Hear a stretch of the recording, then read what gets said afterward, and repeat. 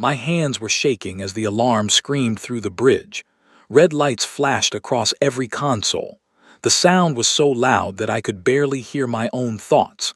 I gripped the armrest of my captain's chair and tried to breathe. "Captain Holloway, you need to see this," my sensor officer shouted. His voice cracked with fear. "Something just came out of nowhere. It's massive." "I am Captain Daniel Holloway of the human ship called the Silver Arrow. We were on a simple mission to map some empty space near the edge of our solar system. It was supposed to be boring. It was supposed to be safe.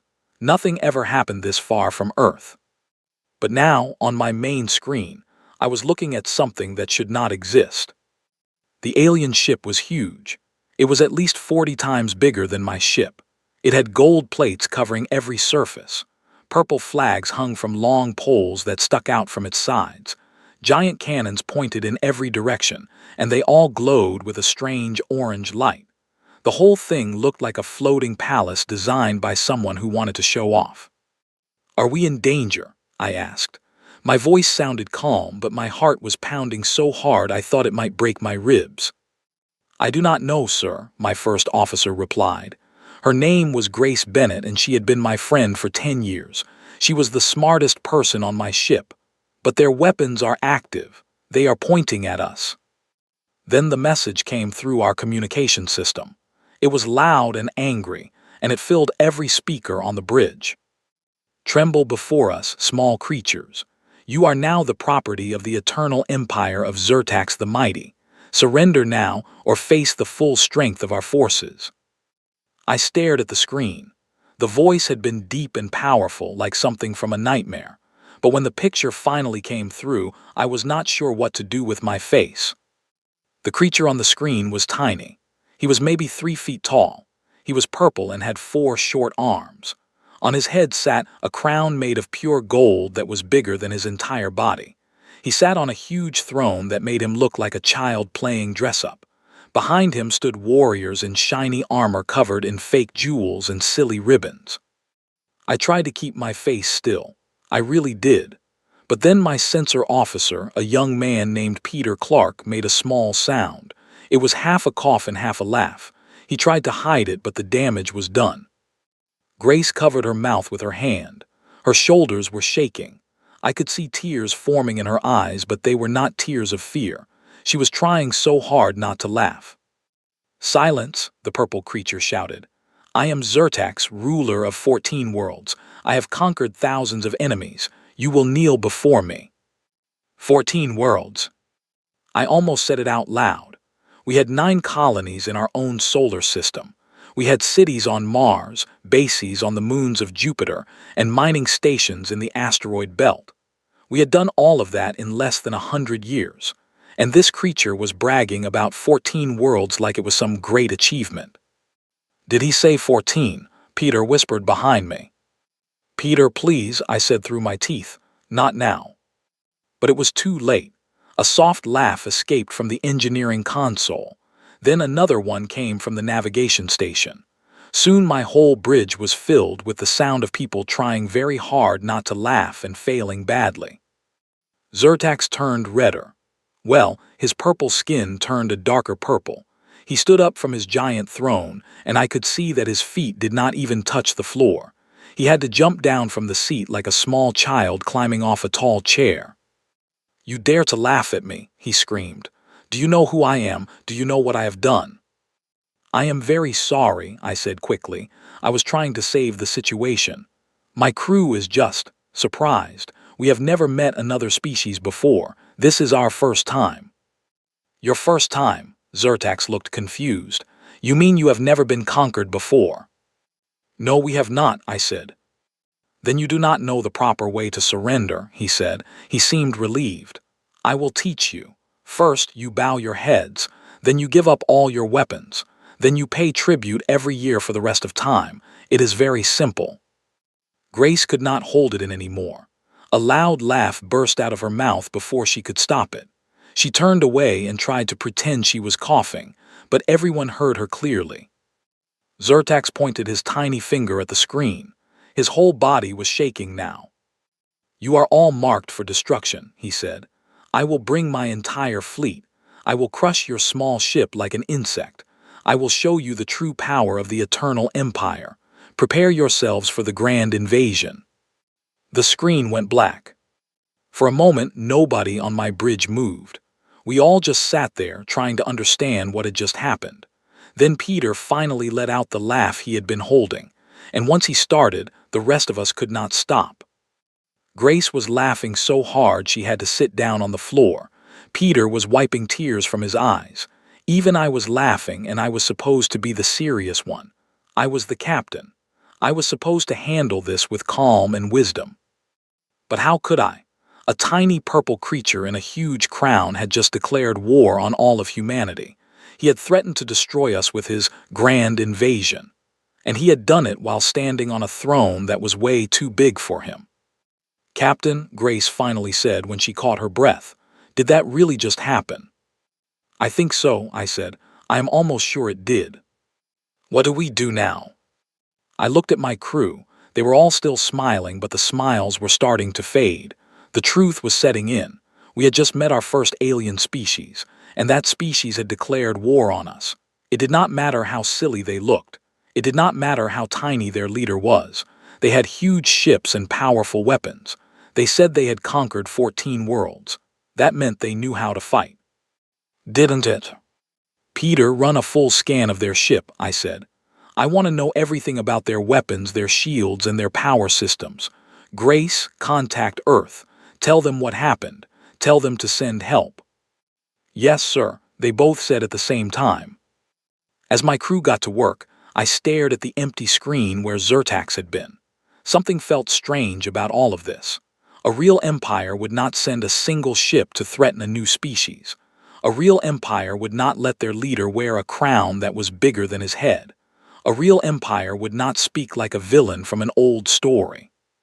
Something was not right here, and I needed to find out what it was before Zertax came back with his grand invasion. "Captain," Peter called out a few minutes later, "I finished my scan." "What did you find?" "Their ship is huge and has a lot of weapons, but—" He paused. He looked at me with a strange expression on his face. "But what?" "Their engines are not protected.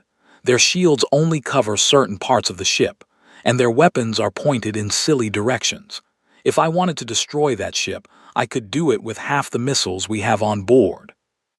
I stared at him. Then I looked at Grace. She was looking back at me with the same confused face. "That cannot be right," I said. "They have been conquering worlds. They have traveled across space. They must know how to fight." "I ran the scan 3 times, sir," Peter said. "I am sure of the results." I sat back in my chair and thought hard.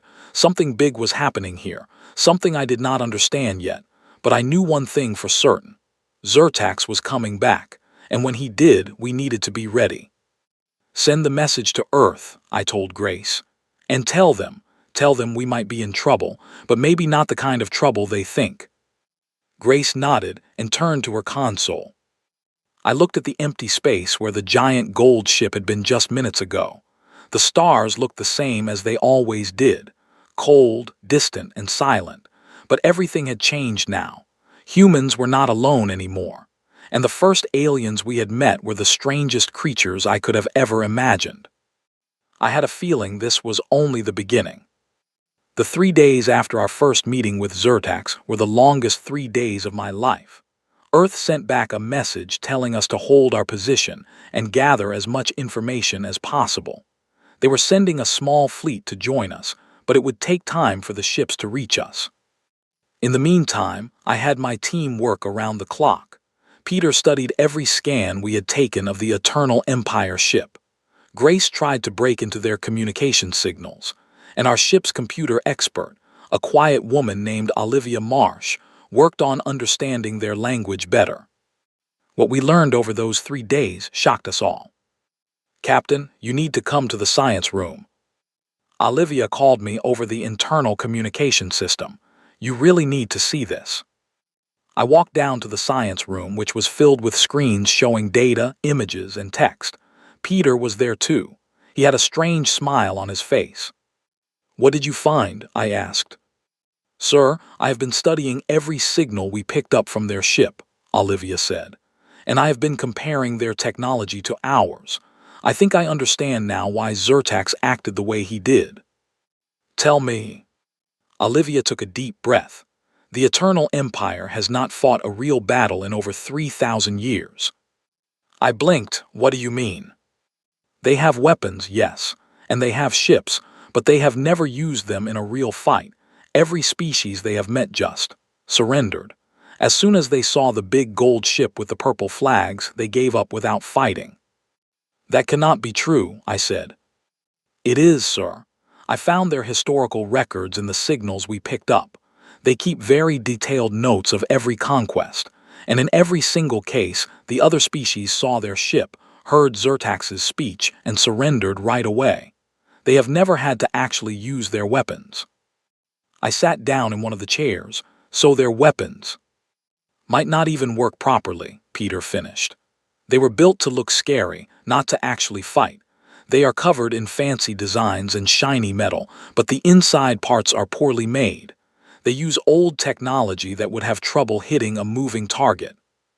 They're soldiers, Olivia added, wear armor that is mostly for show. The metal is thin. The plates are not joined properly. A simple bullet from one of our guns would go right through it. I stared at both of them. My mind was racing.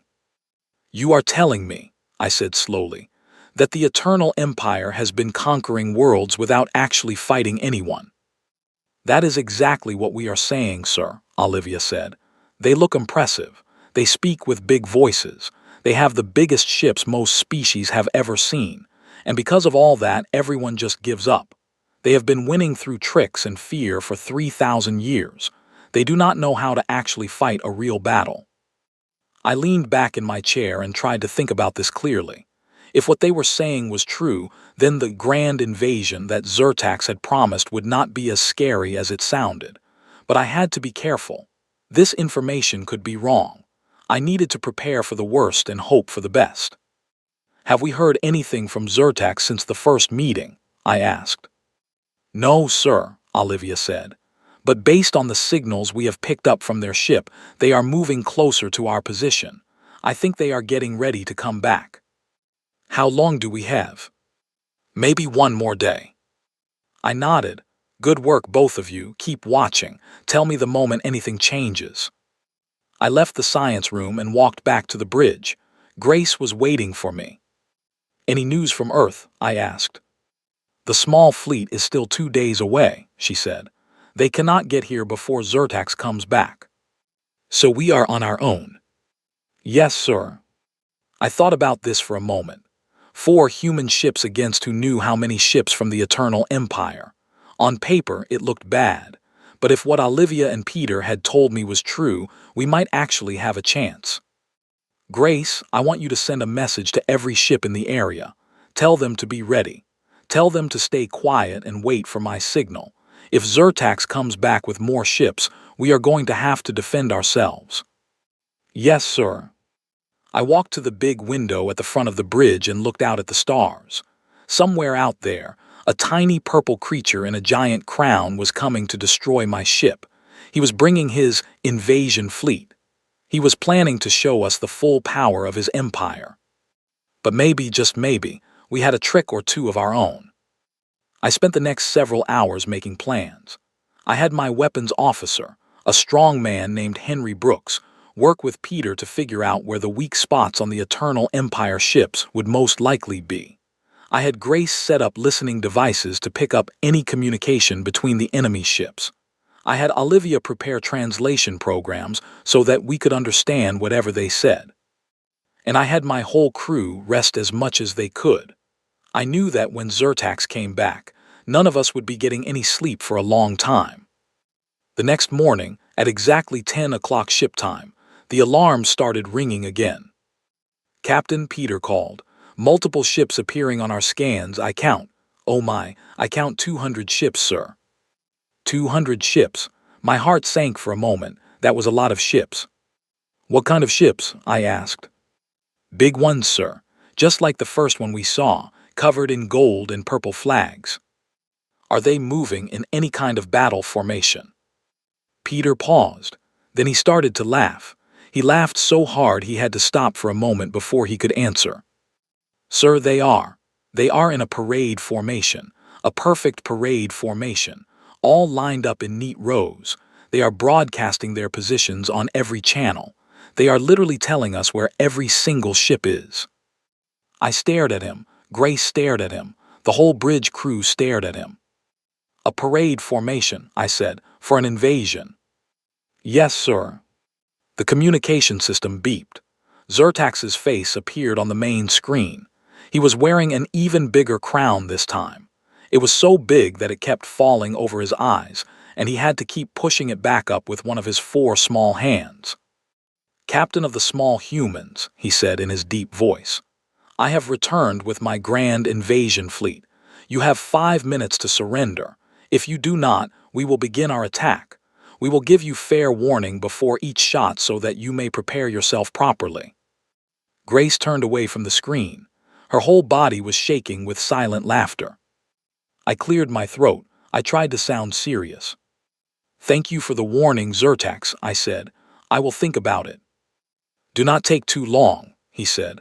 Honor demands that we attack at the agreed time. The screen went black again. I looked at my crew. Every one of them was smiling. Some were holding their mouths to stop from laughing out loud. Peter had tears in his eyes again. Grace looked like she was about to burst. All right, everyone, I said. Battle stations. Henry, get your weapons ready. Peter, keep watching their movements. Grace, open a communication channel with our other ships. We are going to fight them. Yes, sir, my crew said together. As they got to work, I took one last look at the 200 gold ships sitting in a neat parade formation. They looked like toys. They looked like something a child would draw, but they were real, and they had just declared war on humanity. I had no idea what was about to happen, but I had a feeling that in a few hours, the whole galaxy was going to be very different than it had been that morning. And somehow, I was going to be right in the middle of it. The battle started exactly 5 minutes after Zertax finished his speech. I had expected maybe a sneaky attack. I had expected some kind of trick. What I got instead was one of the strangest experiences of my entire life. Captain, their lead ship is announcing their first attack, Grace said. Her voice was steady, but I could hear the shock in it. They are telling us exactly which of our ships they plan to hit and with which weapon. Are you serious? I asked. Completely serious, sir. They are saying, and I quote, honor demands full warning so the enemy may brace themselves properly. I shook my head. I could not believe what I was hearing. Peter, where are they firing from? Their front cannons, sir. Big orange beams. They are charging them up now. How long until they fire? They said 10 seconds. They are actually counting down out loud over the open channel. I almost laughed. This was insane. This was completely, absolutely insane. Henry, when they fire, I want you to move us. A simple dodge, up and to the left. Then hit their engines with a missile. Aim for the exposed part. Yes, sir, Henry said. His hands flew across his weapon controls. 3, the enemy voice counted. 2, 1, fire. The orange beam shot out from the lead enemy ship. It was big and bright, and it moved slowly. Very slowly. It was so slow that I could have walked to a different part of the ship before it reached us. Henry moved our ship easily. The beam missed us by a wide distance and went harmlessly into empty space. Then Henry fired his missile. It hit the engine of the enemy ship and destroyed it instantly. The big gold ship started to drift without power. Its cannons stopped glowing. Its purple flags began to spin slowly as the ship turned in circles. Enemy ship is out of the fight, sir, Peter reported. He sounded amazed. 1 down, I said. 199 to go. The communication system beeped again. Zertax appeared on screen. He looked confused and upset. Captain Holloway, he said, you did not brace yourself for our attack. That is not how battles work. You are supposed to stay still and accept the shot. That is the honorable way. I am sorry, I said. I was trying very hard not to smile.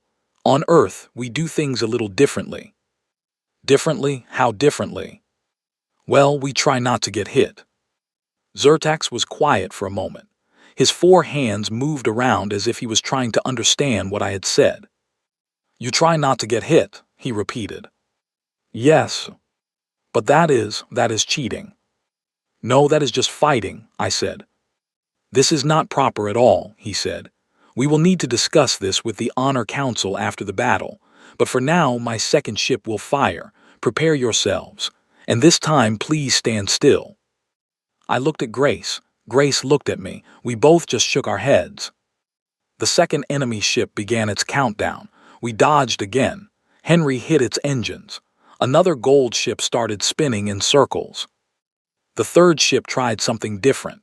Instead of announcing its attack, it tried to sneak up on us from the side. But because all 200 enemy ships had been broadcasting their positions on open channels, we knew exactly where it was. When it came close, we were ready. Henry fired 2 missiles. The ship was done. Their shields are holding up pretty well, Peter said, but only on the front of the ships. Their backs and sides are completely open, and their engines have no protection at all. Why would they build ships like that? Grace wondered out loud. Because they never thought anyone would actually fight back, I said. If everyone just surrenders when they see you, why would you need proper shields? Why would you need real weapons? By now, 10 of their ships were floating uselessly in space, and we had not taken a single hit. Zyrtax came back on the screen. He looked upset. Captain Holloway, I must protest. You are not fighting with honor. Your ships keep moving. You are firing at our engines instead of our main bodies. This is not how war is done. How long has it been since the Eternal Empire fought a real battle? I asked. Zyrtax paused. I do not understand the question. When was the last time anyone actually fought back against you? He thought about this. His 4 hands moved slowly. Finally, he answered. 3,012 years ago. But that was a minor disagreement. The other species surrendered within the first hour. And before that? It has been mostly peaceful, yes, but that does not matter. We are the Eternal Empire. We have conquered 14 worlds. We are the most feared force in this part of the galaxy. Are you, I said softly, or did people just tell you that? Zyrtax did not answer. I looked at my main screen. Our 3 human ships were in a tight formation, moving fast. The Eternal Empire ships were spread out in their silly parade formation, and most of them could not even move properly because they were blocking each other. It was like watching a group of children who had never played a sport before trying to beat a professional team. Henry, take out 10 more of their ships. Focus on the ones closest to their main flagship. We are going to take their leader alive. Yes, sir. Over the next 20 minutes, we destroyed the engines of about 30 Eternal Empire ships. Not one of them managed to hit us. Not one of them even came close. Their weapons were too slow. Their gunners could not track moving targets. Their shields failed as soon as we figured out the pattern of their power supply, which took Peter about 5 minutes because they were broadcasting that information too. By the time I ordered our ships to stop attacking, more than half of Zyrtax's fleet was floating without power. The rest were trying to turn their ships around, but they kept running into each other because they had never practiced moving in any other formation besides a parade. Captain, the flagship is isolated, Peter said. No other ships can help it. Open a channel to Zyrtax. The screen came to life. Zyrtax was still sitting on his giant throne, but now his crown had fallen completely off. It sat on the floor beside him. His 4 hands were shaking. What just happened? He asked. You lost a battle, I said. Your first real battle in 3,000 years. But that is not possible. We are the Eternal Empire. Zyrtax, I said gently, I need you to listen to me carefully. Your whole empire was a lie. Your ships were not built to fight. Your weapons were not built to work. Your soldiers were not trained to fight. Everything you have was designed to scare people into surrendering before a real battle could even start. No, he whispered, that cannot be. It is, and for 3,000 years it worked. But today you met a species that did not know it was supposed to be afraid of you. Zyrtax was silent for a long time. He picked up his crown and looked at it. He turned it over in his 4 hands. My grandfather told me this crown was the symbol of our power, he said quietly. He said that anyone who saw it would kneel. He said our ships were the most powerful in the galaxy. Your grandfather believed what his grandfather told him, I said, and so on, going back to the beginning. But somewhere along the way, someone stopped actually fighting. They just started looking scary, and it worked for so long that you forgot what a real fight even looked like. What happens now? Zyrtex asked. I thought about this. He was a defeated leader. His fleet was broken. His entire empire was about to find out that their all-powerful emperor had just been beaten by 3 small human ships. Now, I said, you are going to help me. You are going to tell me everything about the species you have conquered, every planet, every population, every deal you forced them to make, and then we are going to visit them, together. Why? Because they need to know the truth. They need to know that they can stop being afraid. Zyrtax looked at his crown one more time. Then he set it down on the floor and did not pick it up again. I understand, he said. I turned off the communication and sat back in my chair. My crew was quiet. The battle was over. And somehow, without anyone getting hurt on either side, we had just changed the entire galaxy forever. Grace, send a message to Earth. Tell them we won. Tell them. Tell them they are not going to believe this. Yes, sir, she said with a smile. I looked out the window at the field of broken gold ships drifting slowly in space. Their purple flags still waved proudly, even though there was no one left to salute them. It was a strange sight, beautiful in a sad sort of way.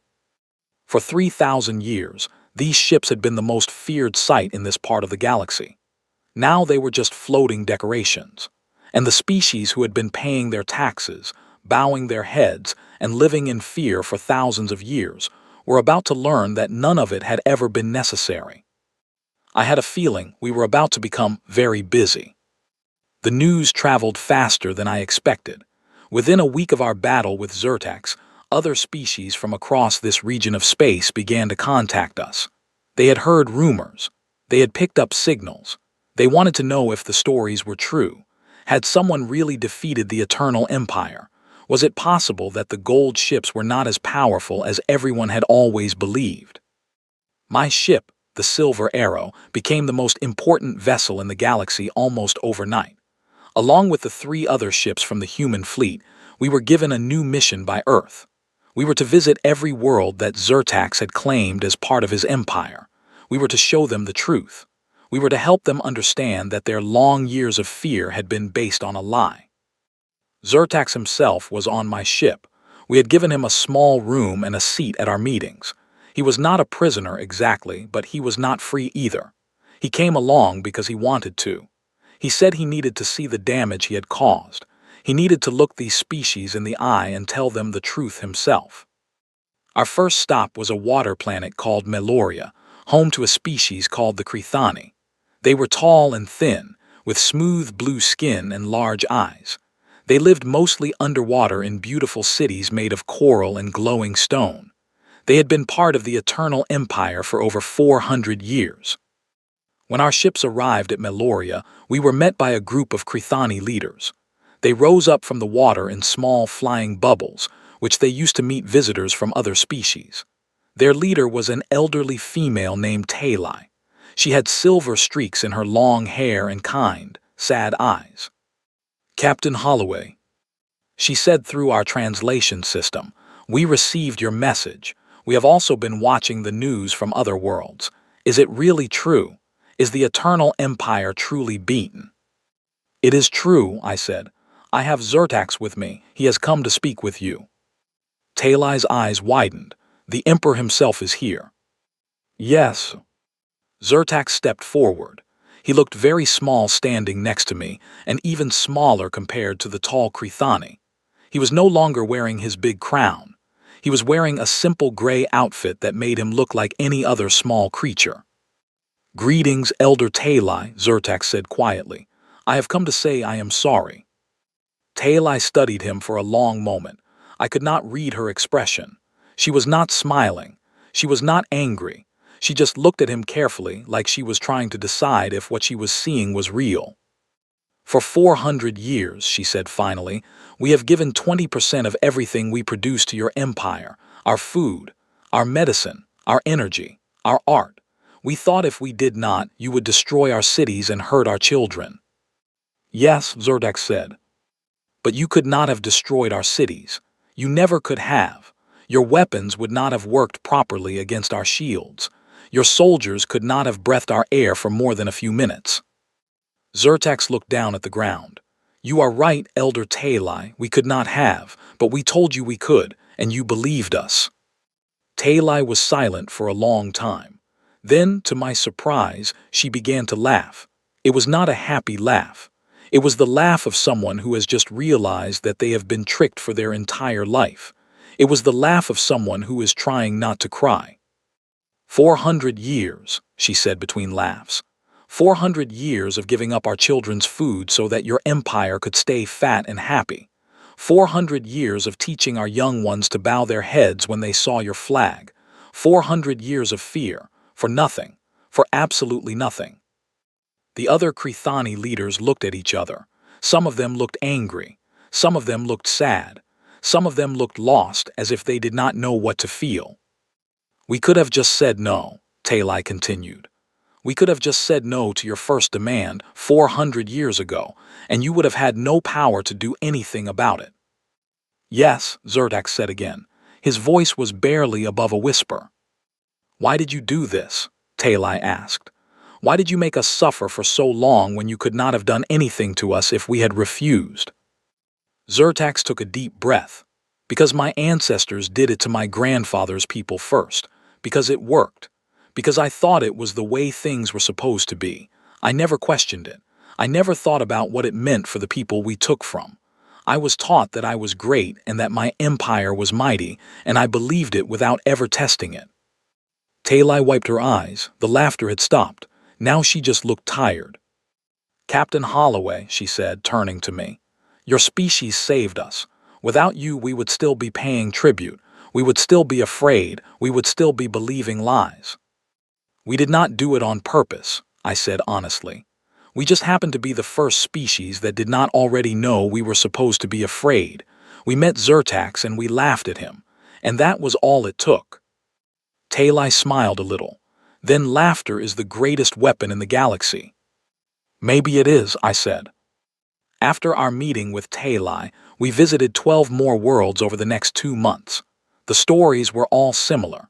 Species that had been paying tribute for hundreds or even thousands of years. Species that had built their entire cultures around the fear of the gold ships. Species that had forgotten what freedom even felt like. On a rocky planet called Korvax, we met a species of insect-like warriors called the Morvax.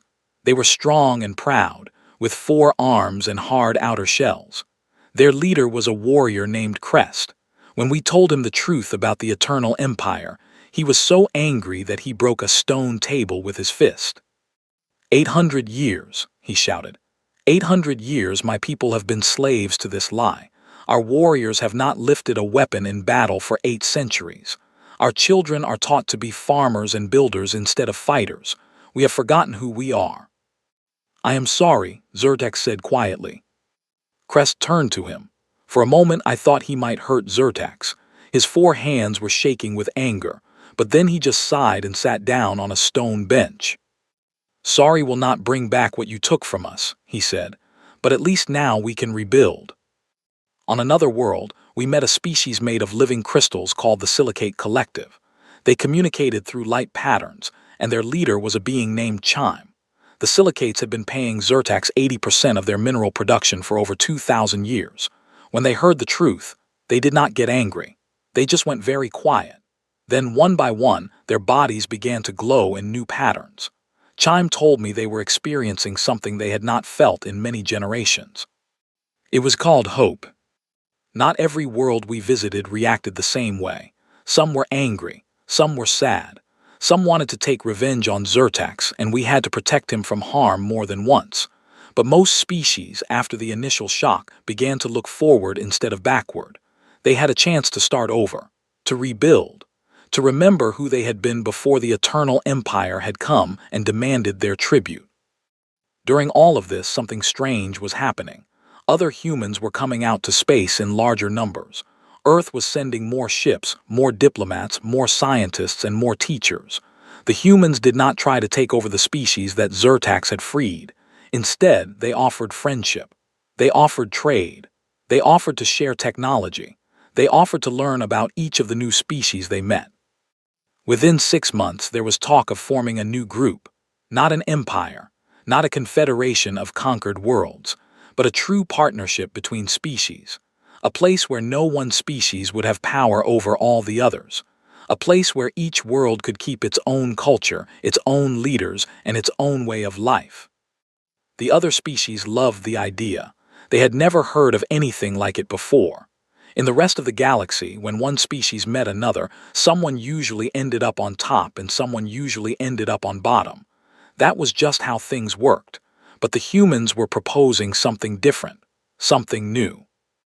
I remember one conversation I had with Talai of the Crethani during my second visit to Meloria. We were standing on a small island, watching the sun set over the glowing water. "Captain Holloway," she said, "your species is unusual. You have weapons that could easily defeat all of our species combined. You have technology that could take you anywhere you wanted to go. You could become the next Eternal Empire, but even worse, because your weapons actually work." "Yes, we could," I said. "Why do you not do this?" I thought about the question for a long time before I answered. "Because we have read our own history," I finally said. "Earth is old, older than most of you know, and we have had many empires in our past, many tribes, many nations, many groups that tried to rule over other groups. Most of them failed badly. The ones that succeeded caused a lot of pain. We learned slowly that making others suffer is not the same as being strong. And we learned that the best way to be powerful is to help others be powerful too. That is a very wise lesson." "We learned it the hard way," I said, "many times, and some humans still have not learned it, but most of us have, and that is who came out to the stars." Talai smiled. "Then the galaxy is lucky that it was humans who found us first." I looked out at the setting sun. The sky was full of colors I had never seen before, and the water reflected them all like a giant mirror. I thought about how close we had come to being just another empire. If things had gone just a little differently, if the humans who came out to space had been different kinds of humans, this story might have had a very different ending.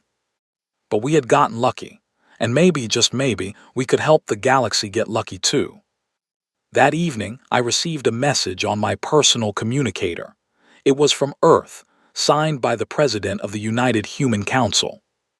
"Captain Holloway," it read, "Zyrtax has requested a meeting. He says he wants to stand before a full council of all the species he once ruled over. He wants to face judgment. He has asked if you will bring him. Do you accept this mission?" I looked at the message for a long time. Then I typed back my answer. "Yes, I accept." I did not know what was going to happen at this meeting.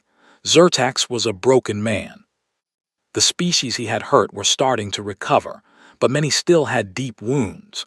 Putting them all in the same room together could go many different ways. But I had a feeling that whatever happened next would change the galaxy forever. The Grand Council was scheduled to happen 6 weeks later. It would take place on a neutral planet called Voron, which had never been part of the Eternal Empire. The Vorons had offered to host the meeting because they wanted to be part of the new galactic community and thought this would be a good way to introduce themselves. They were a tall, elegant species with long white hair and golden eyes. Their planet was covered in mountains and forests, and their cities were built into the sides of cliffs. As the day of the council approached, I felt more nervous than I had before any battle. This was going to be something new. Something that had never happened before in the history of this part of the galaxy. 47 different species, all in one place, all at one table, all discussing their future together. The day before the council, I sat down with Zyrtax for a long talk. We were in a private room on a space station that was orbiting Voron. Zyrtax looked thinner than he had before. He had lost some weight in the months since his defeat. He had also lost something else, though, something harder to see: the pride, the fake confidence, the belief that he was special or better than others. All of that was gone now. "Are you ready for tomorrow?" I asked him. "No," he said honestly, "but I will do it anyway. It is the least I can do." "What are you going to say to them?" He looked down at his 4 small hands. "I do not know yet. I have been trying to think of the right words, but nothing feels right. How do you say sorry for 3,000 years of taking? How do you apologize for wasting the lives of entire generations?" "Maybe you do not say it in words," I suggested.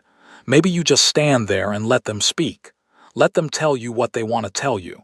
Let them be angry if they need to be angry." He nodded slowly. "Yes, I think that is a good idea." The next morning, we traveled down to Voron in a small shuttle. The Grand Council Hall was a huge round building built into the side of a mountain. It had a high glass ceiling that let in the sunlight. Inside, there was a large circle of seats, with each seat marked for a different species. There were 47 seats in all, plus a central platform where speakers could stand. As we entered the hall, I could see that every seat was filled. Representatives from every world Zyrtax had once ruled were there. Some were tall, some were short. Some had fur, some had scales, some were made of crystals or gases. Some had 2 arms, some had 4, some had 8. They were all so different from each other, and yet they all had one thing in common. They had all, at some point, bowed their heads to Zyrtax's empire. In addition to the 47 species, there was a section for observers, representatives from species that had not been conquered but wanted to see what happened, scientists, historians, journalists. There were even a few humans from Earth sitting in the observer section, including my old friend Admiral Carter from the Earth military. I walked Zyrtax to the central platform. He climbed the small steps slowly. He stood on the platform and looked around at all the faces staring at him. I could see his 4 hands shaking. Elder Taeli of the Crethani rose from her seat. As the oldest leader present, she had been chosen to speak first. "Zyrtax," she said, her voice carried across the whole hall, "we have gathered here to decide what to do with you. Some of us want justice. Some of us want answers. Some of us just want to look at you and finally see you as you really are, not as a mighty emperor, not as a feared ruler, but as what you have always been, a small creature who tricked an entire section of the galaxy."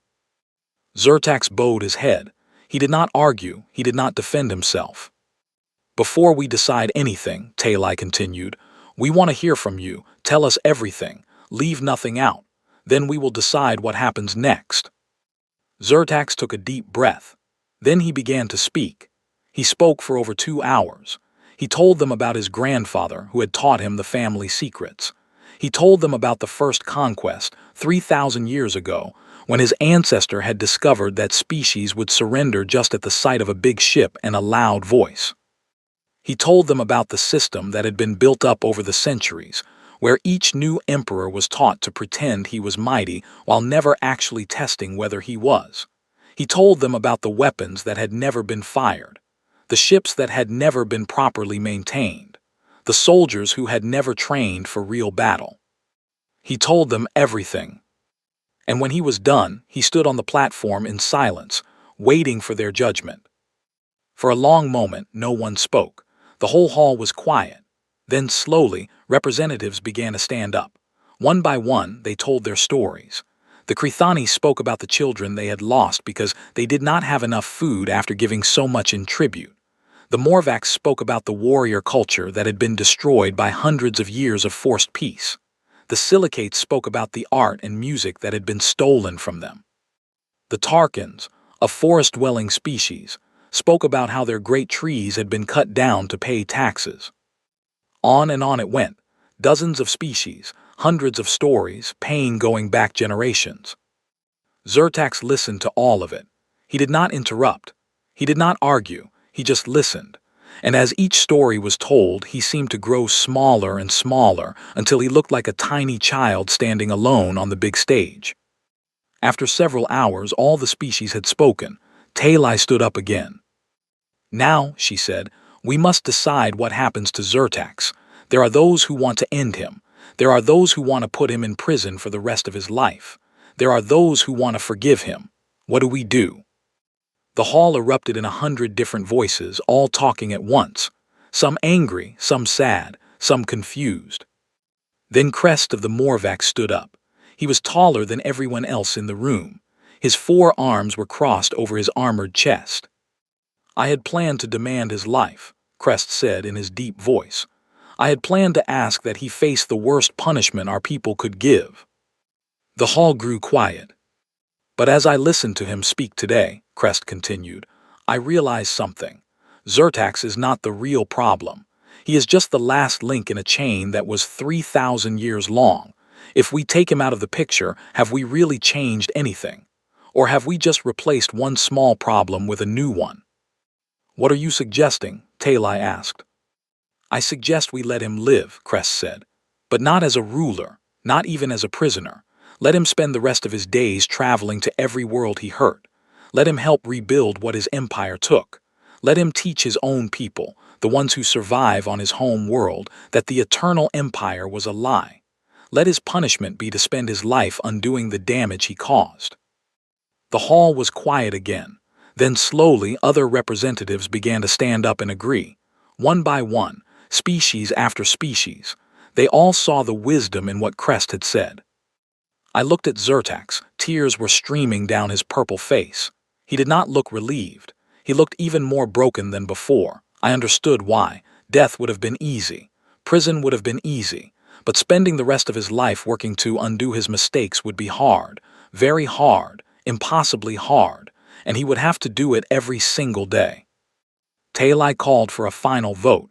47 species voted. Every single one agreed with Crest's suggestion. So it is decided, Talai said. Zyrtax, you will live, but your life is no longer your own. It belongs to the species you harmed. You will spend it making things right. Do you accept this? Yes, Zyrtax whispered. Yes, I accept. And then something amazing happened. Something I had not expected at all. Talai raised her thin blue hand. There is one more thing to discuss today, she said. The humans have made a suggestion.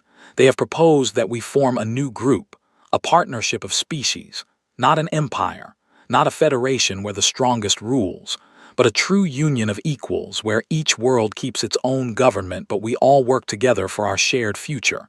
Shall we discuss this now? The hall came alive with voices. Everyone had questions. Everyone had ideas. Everyone had opinions. But the conversation was different now than it had been before.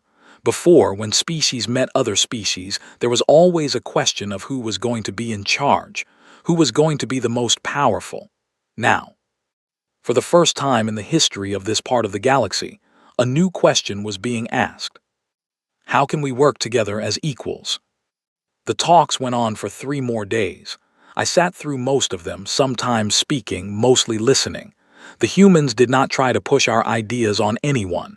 We suggested things. We answered questions. We offered help. But we let each species decide for itself what it wanted to do. By the end of the 3rd day, a rough agreement had been reached. The new group would be called the Partnership of Free Worlds. Each species would have 1 vote, no matter how big or small it was. Each species would keep its own laws, its own leaders, and its own culture. Trade would be fair. Technology would be shared. And no species could ever force another to do anything against its will. When the agreement was signed, all 47 species cheered. Then they looked at Zyrtax, who was still sitting quietly in the corner where he had been placed. What about the Eternal Empire's home world? Someone asked. What about the small purple creatures who lived under Zyrtax's rule? Will they be part of this partnership? Talai looked at Zyrtax. That is up to them, she said, and up to him. If they want to join us, they may. If they want to stand on their own, they may do that too. But if they ever try to rebuild their empire, we will be ready. And this time, we will not be afraid of big ships and loud voices. Zyrtax nodded. They will want to join, he said. After they learn the truth, they are not bad people. They were just taught bad things like I was. I think they will want to be better. 1 year later, I was back on the Silver Arrow, heading out to explore new parts of the galaxy. We had heard rumors of other species out there. Species that had never been part of Zyrtax's empire. species who might want to join the partnership, or species who might have problems of their own. Either way, we wanted to find them. Grace was still my first officer. Peter was still my sensor officer. Most of my original crew had stayed with me, though we had added a few new members, including a Krithani scientist named Lore and a Morvax engineer named Vask. They had wanted to join the human fleet and see the galaxy, and I had been happy to take them. One evening, as we were flying between star systems, Grace brought me a report. It was about Zertax. "How is he doing?" I asked. "He just finished his tour of the Silicate Collective," Grace said. "Helped them rebuild an entire mining operation. Stayed for 6 months. Apparently he is very good at organizing things once he puts his mind to it." "Good for him." "There is something else, sir." She was smiling. "He has become something of a celebrity." "A celebrity, Zertax?" "Yes, sir. He has been telling his story on every world he visits, about how he was just a tiny creature in a big crown who tricked the whole galaxy. He has become quite funny, actually. People say his speeches are hilarious. Some worlds have started inviting him just for the entertainment." I laughed out loud. "Zertax is a stand-up comedian now." "Apparently so, sir, and a very good one." I shook my head in amazement. Life in the galaxy was strange. Just 1 year ago, this creature had been the feared ruler of 14 worlds. Now he was traveling around making people laugh at how silly his old empire had been. He was helping rebuild the lives he had once made worse. And somehow, by doing this, he was finding a kind of peace. "What do humans think about all of this?" I asked Grace. "Back on Earth." "Most people still cannot quite believe what happened," she said. "They watch the videos of our first meeting with Zertax and they laugh. They have made songs about it. There are plays being performed. Schools are teaching children about the day humanity met the galaxy and could not stop laughing." "Is that what they are calling it?" "That is exactly what they are calling it, sir." I looked out the window at the stars. They stretched out in every direction like a field of diamonds spread across black velvet. Somewhere out there, other species were waiting to be found. New cultures, new languages, new stories. Some of them would be friendly. Some of them might not be. But I knew we would figure it out one species at a time. "Captain," Peter called from his station. "I am picking up a signal. It is from a new species, one we have never met before." "What are they saying?" Peter listened for a moment. Then he turned to me with a strange look on his face. "Sir, they are demanding our surrender. They say they are the great dominion of something, something destroyer. And they say if we do not bow down to them, they will crush us." My whole crew went quiet. Then slowly, everyone began to smile. "Oh no," Grace said, trying not to laugh. "Not another one." "Put them on the screen," I said with a sigh, but I was smiling too. The face that appeared on our main screen was green this time, not purple. The crown was a little smaller. The throne was a little less fancy, but the voice was the same, loud, trying to be scary, full of empty threats and big words. My crew tried to hold in their laughter. They really did. But then the green creature declared that he had conquered at least 20 worlds, and my entire bridge exploded in laughter. Here we go again, I thought. The galaxy was full of surprises, but at least we had a lot of practice now. I sat back in my chair and got ready to ruin another tyrant's day. Life was good.